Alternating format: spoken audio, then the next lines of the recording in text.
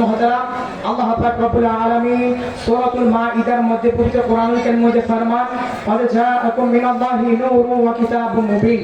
অবশ্যই আল্লাহর পক্ষ থেকে মুমিনদের নিকট দুইটা জিনিস এসেছে, একটা হচ্ছে নূর আর একটা হচ্ছে সুস্পষ্ট কিতাব। একটু জবান খুলে বলি সুবহানাল্লাহ। আল্লাহ পাক রব্বুল আলামিন যখন এই আয়াত নাযিল করলেন, হযরত আব্দুল্লাহ ইবনে আব্বাস রাদিয়াল্লাহু তাআলা আনহু তিনি বলেন, "ক্বাদ জাআকুম মিনাল্লাহি নূরুন রাসূলি ইয়ানি মুহাম্মদ সাল্লাল্লাহু আলাইহি ওয়াসাল্লাম।" আমার আল্লাহ এই আয়াতের মধ্যে নূর দ্বারা যে জিনিস ব্যক্ত করেছেন সেটা হচ্ছে নবী মুহাম্মদ রাসূলুল্লাহ সাল্লাল্লাহু আলাইহি ওয়াসাল্লাম। জবান করে বলি সুবহানাল্লাহ। আমি একখানা কিতাব দেখেছি, যে কিতাবের নাম হচ্ছে আল মাওয়াহিবুল লাদুনিয়া, লিখেছেন ইমাম শিহাবুদ্দিন কাসসালানী রাহিমাহুল্লাহ। তিনি এই কিতাবের মধ্যে এই আয়াতের ব্যাখ্যায় লিখতেছেন, আই মিন নূরিন হুয়া যাতু, আর আমার নবীর নূরটা হচ্ছে এমন নূর যে নূরের কথা আল্লাহ কোরআনে বলেছেন, সেই নূরটা হচ্ছে স্বয়ং জাতে ইলাহির নূর। একটু জবান খুলে বলি সুবহানাল্লাহ। এখন আসেন, যারা নবীকে নূর বলে তারা মুমিন, যারা নবীকে মাটির বলে তারা নিজেকে মুমিন বলে সম্বোধন করে। এখন যারা আমার রাসূলকে মাটি বলে সম্বোধন করে তারা দলিল দেয়, কুল ইন্নামা আনা বাশারুম মিসলুকুম, হাবিব আপনি বলেন যে আমি তোমাদের মতো মানুষ। ইয়া রাসূলুল্লাহ, আপনি মুমিনদের মতো মানুষ। এখন আসেন, সাধারণ মুসলমান আমরা কিভাবে বুঝবো নবী আমাদের মতো মানুষ? হযরত আব্দুল হক মুহাদ্দিস দেহলভী রাহিমাহুল্লাহ তিনি একখানা কিতাব লিখেছেন, যেই কিতাবের নাম হচ্ছে মাদারিজুন নবুওয়াত।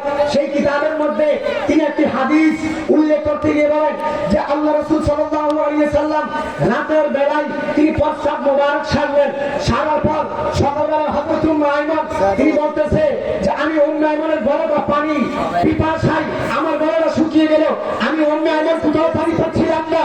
হঠাৎ করে আমি যখন রাসূল সাল্লাল্লাহু আলাইহি ওয়াসাল্লামের খাট মোবারকের কাছে গেলাম, ওই খাটের নিচ থেকে এমন ভাবে মিশকে আম্বরের ঘ্রাণ আসতেছে, খোদার কসম আমি উম্মে আইমান সহ্য করে ধৈর্য ধারণ না করতে পেরে আমি রাসূলুল্লাহ প্রস্রাব মোবারককে পান করে ফেলেছি। এবার উম্মে আইমানকে জিজ্ঞেস করেন, ও উম্মে আইমান, তুমি তো রাসূল সাল্লাল্লাহু আলাইহি ওয়াসাল্লামের প্রস্রাব মোবারক পান করেছো, নবী কি আমাদের মতো মানুষ হতে পারে? উম্মে আইমান বলে, রাসূল যদি আমাদের মতো মানুষ হতো, খোদার কসম আমি উম্মে আইমান রাসূলুল্লাহ প্রস্রাব মোবারক পান করে আমি উম্মে আইমান কখনো জান্নাতের সার্টিফিকেট পেতাম না। আল্লাহ রাসূল সাল্লাল্লাহু আলাইহি ওয়াসাল্লাম আমার বোতলের মধ্যে যখন রাসূলুল্লাহ প্রস্রাব মোবারক প্রবেশ করলো, আল্লাহ নবী সরকার বলেন, বেচারা উম্মে আইমান তোমার জন্য জাহান্নামের আগুন তোমার বোতলকে স্পর্শ করা হারাম হয়ে গিয়েছে। তো জবান খুলে সুবহানাল্লাহ।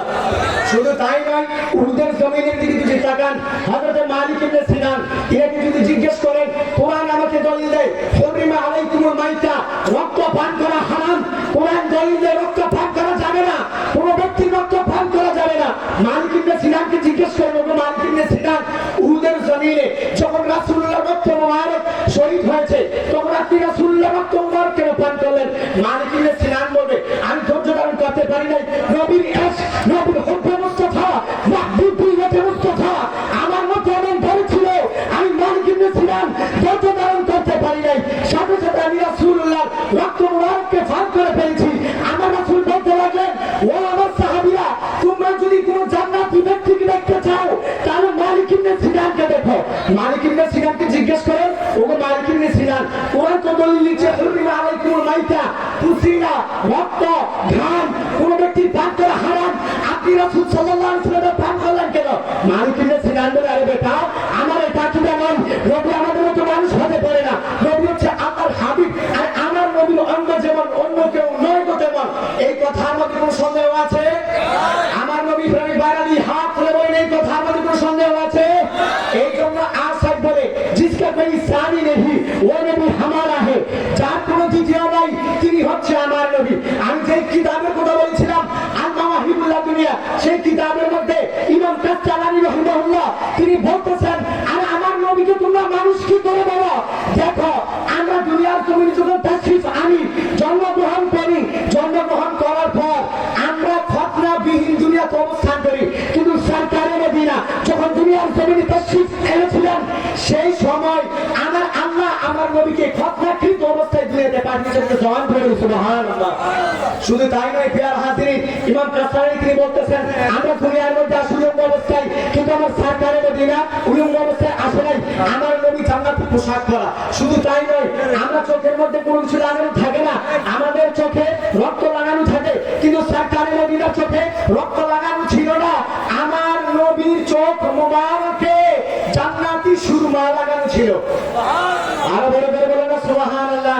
প্রিয় হাজিরিন, বুঝতে হবে যারা বাংলার জমিনে থেকে সেই রাসূল সাল্লাল্লাহু আলাইহি ওয়াসাল্লাম সরকারি মদিনার বিরুদ্ধে কথা বলে মিম্বরে বসে সে বাতিল পন্থীদের দালালি করে রাসূলুল্লাহকে আমার মতো মানুষ বলতে চাই, বুঝতে হবে তারা হাসরের ময়দানে কখনো মুক্ততার দামান থেকে ছিটকে গিয়ে ওই জাহান্নামের চৌরাস্তায় পড়ে যাবে। হাত তুলে বলেন ঠিক কিনা? আরে জবাব বলেন ঠিক কিনা?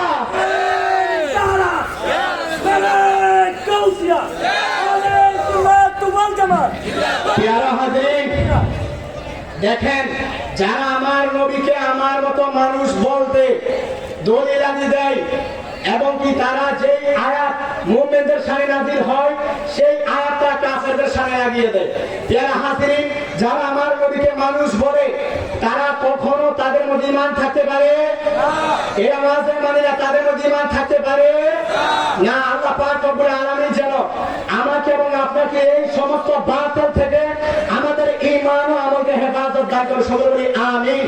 এই বলে আমি আমার সংক্ষিপ্ত বক্তব্য এখানে শেষ করলাম। ওয়া আখিরি দাওয়ানা আলহামদুলিল্লাহি রাব্বিল আলামিন। আসসালামু আলাইকুম ওয়া রাহমাতুল্লাহি ওয়া বারাকাতুহু। আসসালামু আলাইকুম ওয়া রাহমাতুল্লাহ।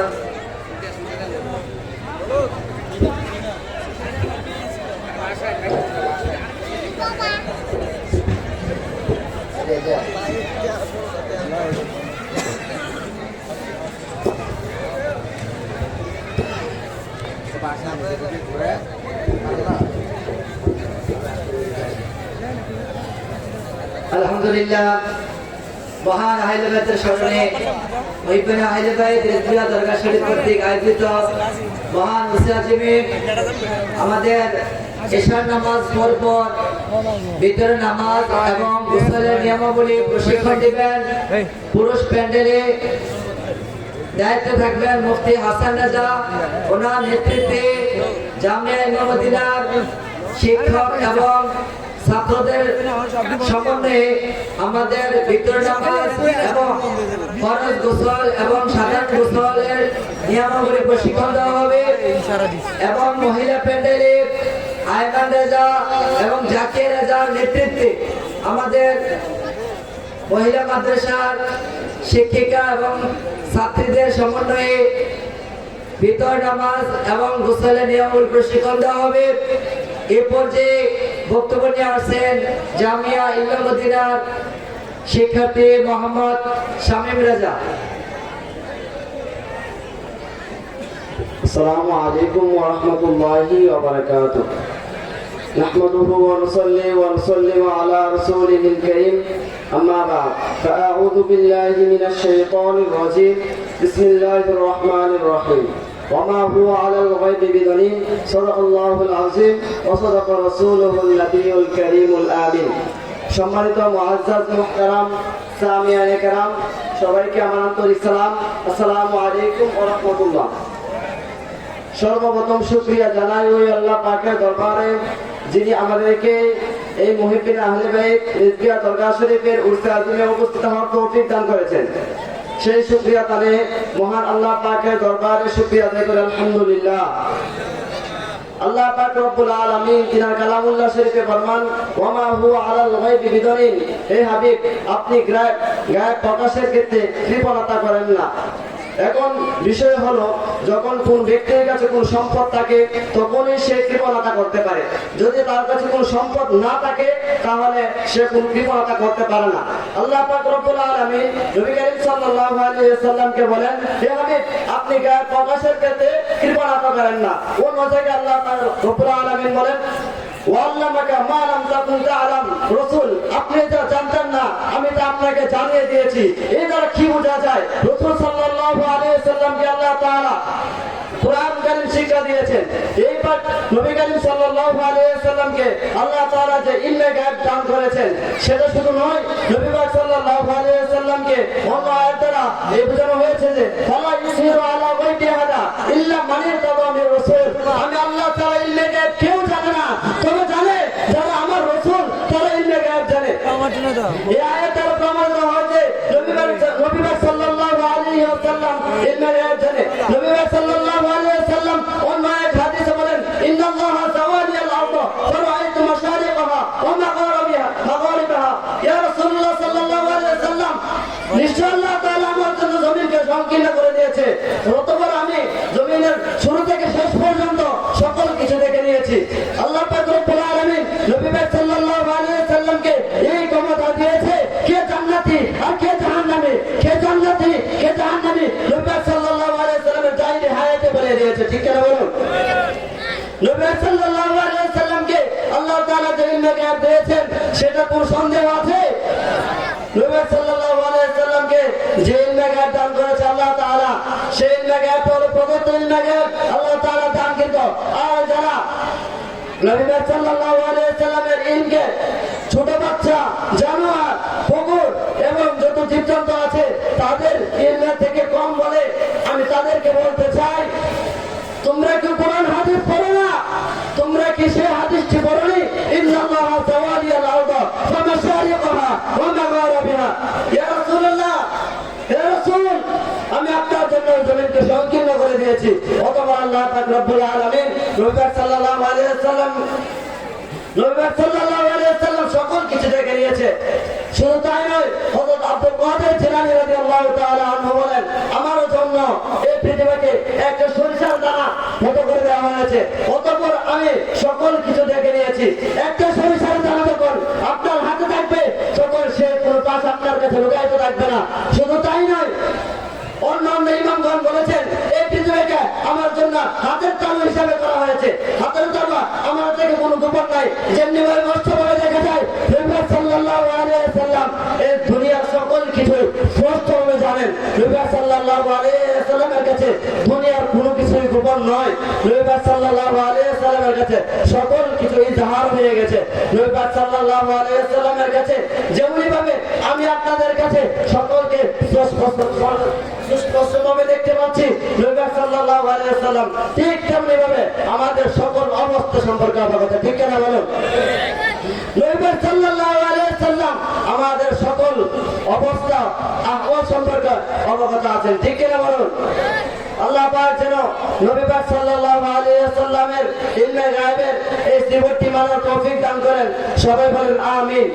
ওয়া মা আলাইনা ইল্লাল বালাগ। আসসালামু আলাইকুম ওয়া রাহমাতুল্লাহ। মারহাবা, মাশাআল্লাহ। এই পর্যায়ে বক্তব্য নিয়ে আসছেন জামিয়া ইলমে মদিনা নুরুল ইরফান বিভাগের ছাত্র মোহাম্মদ গোলাম রাসূল।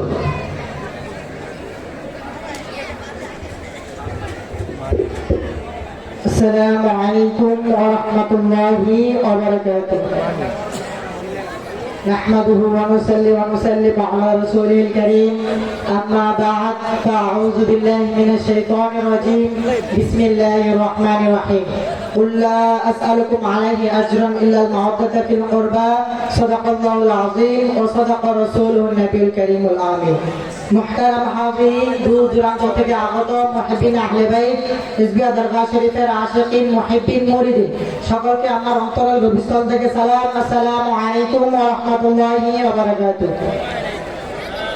সম্মানিত উপস্থিতি, আমি শুরুতে পবিত্র কোরআন কারীম থেকে একটা আয়াত তেলাওয়াত করেছি, যে আয়াতের মধ্যে আল্লাহ সুবহানাহু ওয়া তাআলা বলেন, কুল, হে হাবিব আপনি বলে দিন, উল্লা আসআলুকুম আলাইহি আজরান ইল্লাল মাওয়াদাতা ফিল কুরবা, আপনি আপনার উম্মতের কাছ থেকে কোনো কিছু চান না। আপনি যে দ্বীনের দাওয়াত দিয়েছেন এর বিনিময়ে আপনি আপনার উম্মতের কাছ থেকে কোনো কিছু চান না, শুধু চান আপনার আহলে বাইতের ভালোবাসা। অর্থাৎ এই পর্যন্ত শুরু থেকে আসরের পর থেকে শুরু করে এই পর্যন্ত অনেকই বক্তব্য রেখেছে এবং উল্লা আসআলুকুম আলাইহি আজরান ইল্লাল মাওয়াদাতা ফিল কুরবা এই আয়াতের ব্যাখ্যা করেছে। তো আমরা শুধু সাতটা এই আয়াতের তর্জমা পড়ে যাই। আমরা যদি এই আয়াতের গভীরে ঢুকতে চাই যে আল্লাহ সুবহানাহু ওয়া তাআলা স্বয়ং হুজুর পাক সাল্লাল্লাহু আলাইহি ওয়াসাল্লামের মুখ থেকে তিনি এটা বলেছেন যে হাবিব আপনি যে জাহিরি হায়াতের মধ্যে দ্বীনের দাওয়াত দিয়েছেন, আপনি দ্বীনকে প্রচার করেছেন, প্রসার করেছেন, কাফেরদের হাতে লাঞ্ছিত হয়েছেন, উহুদের ময়দানে রক্তাক্ত হয়েছেন, তায়েফের ময়দানে রক্তাক্ত হয়েছেন। আপনার জাহিরি হায়াতে আপনি 27টি যুদ্ধের মধ্যে অংশগ্রহণ করেছেন, সেখানে আপনি লাঞ্ছিত হয়েছেন, রক্তাক্ত হয়েছেন। এর বিনিময়ে আপনি আপনার উম্মতের কাছ থেকে কোনো কিছু চান না, শুধু চান আপনার আহলে বাইতের ভালোবাসা।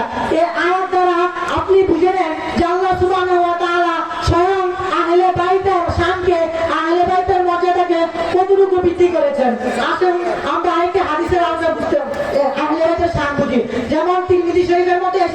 হুজুর পাক সাল্লাল্লাহু আলাইহি ওয়াসাল্লাম ইরশাদ করেন আমার আহলে বাইত হচ্ছে নূহ আলাইহিস সালামের নৌকার ন্যায় বা নূহ আলাইহিস সালামের কিস্তির ন্যায়। এখন আমরা আসি এই হাদিস দ্বারা হুজুর পাক সাল্লাল্লাহু আলাইহি ওয়াসাল্লাম আমাদেরকে কি বোঝাতে যাচ্ছেন যে নূহ আলাইহিস সালামের কিস্তির সাথে হুজুর পাক সাল্লাল্লাহু আলাইহি ওয়াসাল্লাম আহলে বাইতকে কেন তুলনা করেছেন, কেন তার সাথে তুলনা করে আমাদেরকে বোঝাতে যাচ্ছেন?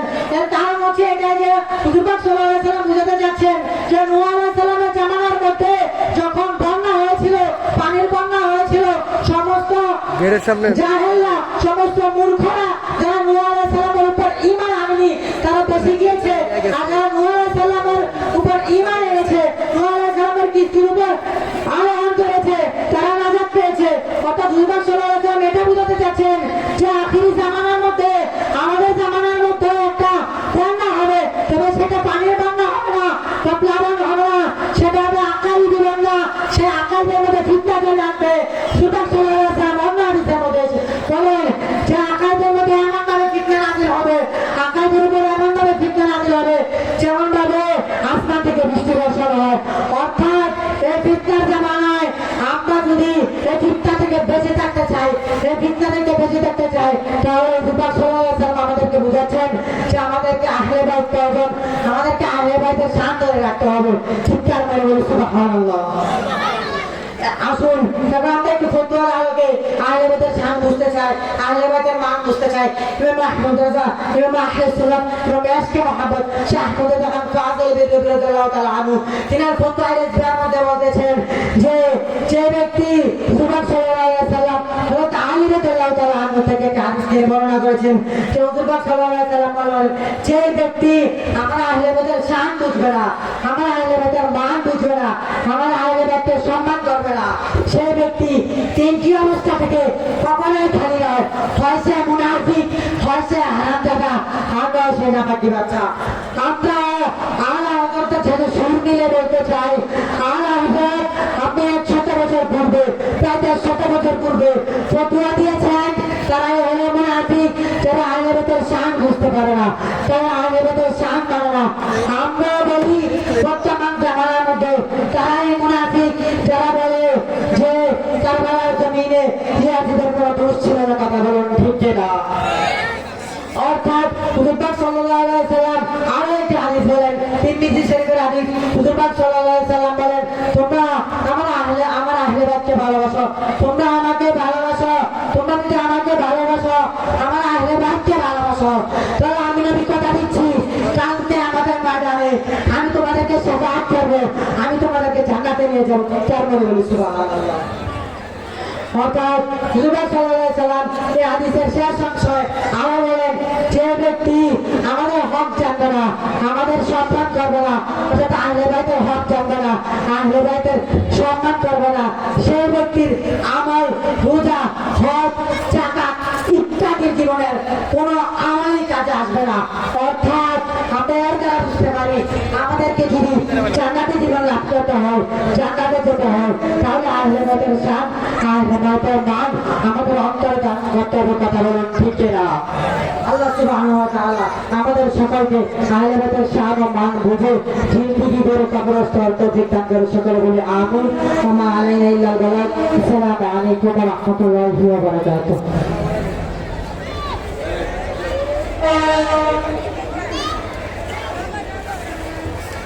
মারহাবা মাশাআল্লাহ।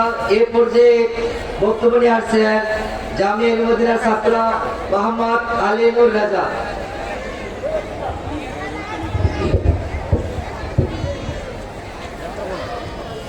السلام عليكم ورحمة الله وبركاته.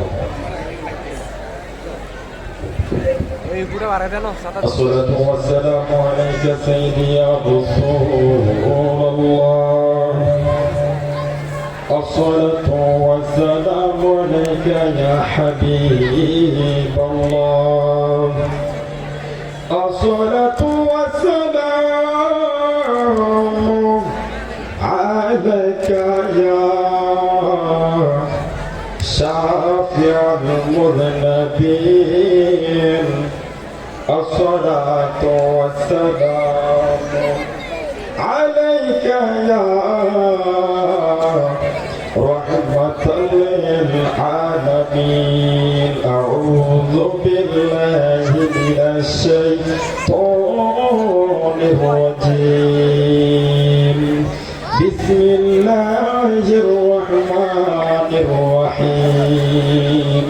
لتؤمنوا بالله ورسوله وتعزروه وتوقروه وتسبحوه بكرة وأصيلا صدق الله العلي العظيم وصدق رسوله النبي الكريم الآمين إن الله وملائكته يصلون على النبي يا أيها الذين آمنوا صلوا عليه وسلموا تسليما اللهم صل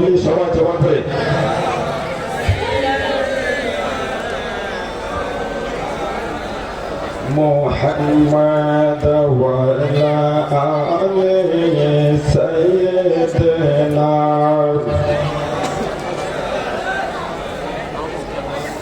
বাজান পুরুষ শরীফ বলে লাভ আছে না লস?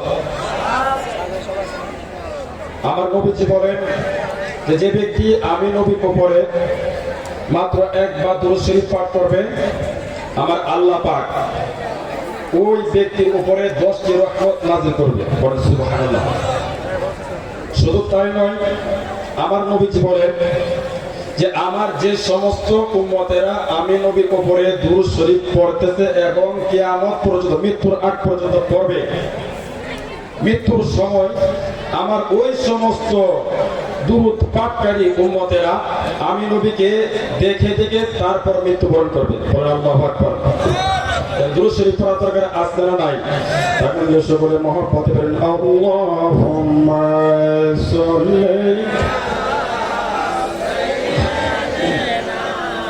مولانا محمد وعلى آل سيدنا আল্লাহ বড় শক্তিমান, বান্দার কাছে বড় দয়াবান, নূর নবীকে সব করেছেন দান, তিনি হলেন মোদের ঈমান। আল্লাহুম্মা সাল্লি জবান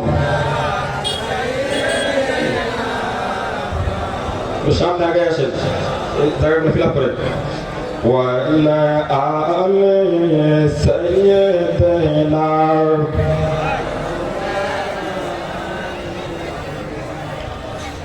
সম্মানিত উপস্থিতি, আমি পবিত্র কুরআনুল কারীম থেকে আকীদা সংক্রান্ত আকীদার বিষয়ে একটি আয়াতে কারিমা তিলাওয়াত করেছি।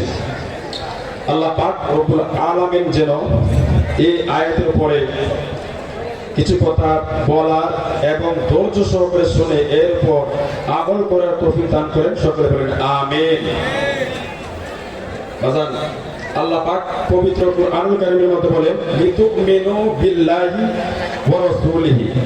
লিতুমিনু বিল্লাহ, তোমরা আল্লাহ পাকের উপর ঈমান আনো, ওয়া রাসূলিহি এবং তার রাসূলের উপরে ঈমান আনো, ওয়া তুআযিরুহু ওয়া তুওয়াক্কিরুহু, তারপর আল্লাহ রাসূলের সম্মান ইজ্জত করে। বলেন সুবহানাল্লাহ। 3 নম্বরে বলেছেন ওয়া তুসাব্বিহুহু বুকরাতান ওয়া আসীলা। 3 নম্বরে আল্লাহ পাকের পবিত্রতা বর্ণনা করে, মানে সকাল সন্ধ্যায় আল্লাহ পাকের ইবাদত করে। বলেন সুবহানাল্লাহ।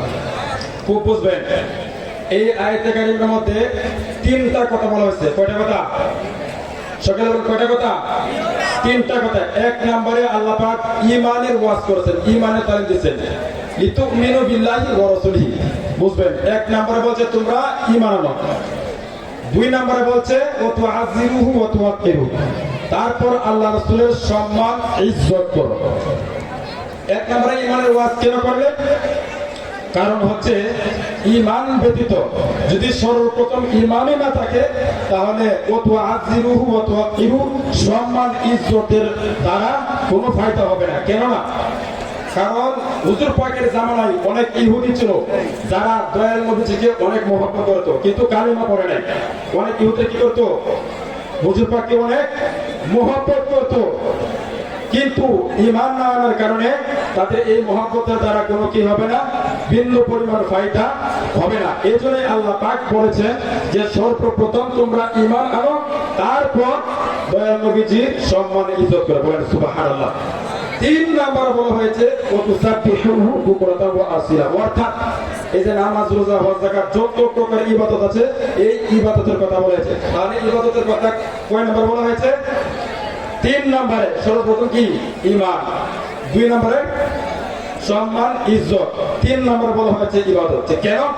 কারণ ওই প্রথম জিনিস যদি ঠিক না থাকে তাহলে ইজ্জত সম্মানের মাধ্যমে কোনো ফায়দা হবে না, এবং আপনি জিন্দেগি ভর করে যদি সারা জীবন আল্লাহ পাকের ইবাদত বন্দেগী করেন তাহলে এই ইবাদত বন্দেগীর মাধ্যমে যারা পরিমাণ আপনার ফায়দা হবে না। এই জন্য সর্বপ্রথম আল্লাহ পাক রব্বুল আলামিন ঈমানের তালিম দিয়েছে। বলেন সুবহানাল্লাহ।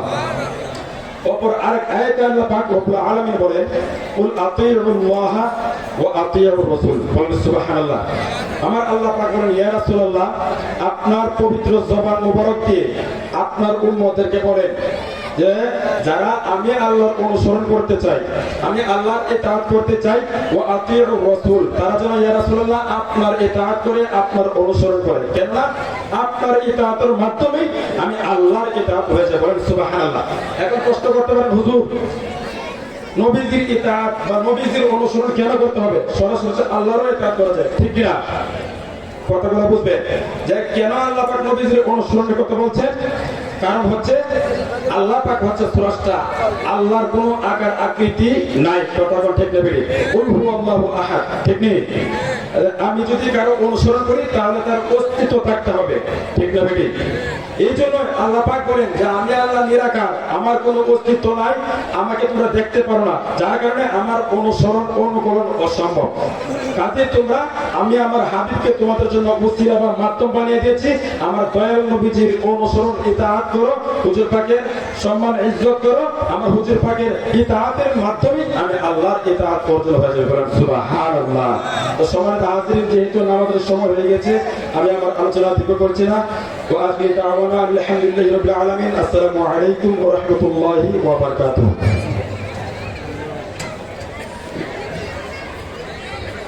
মারহাবা।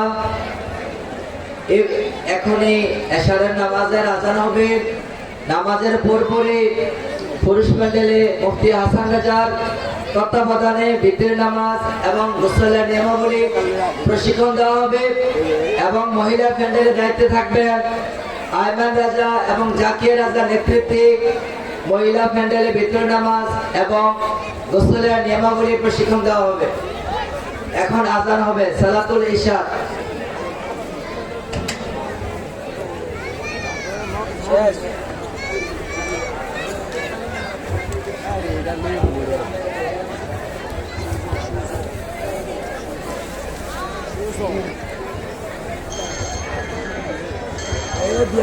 আইফোনও কলেছে। হ্যালো।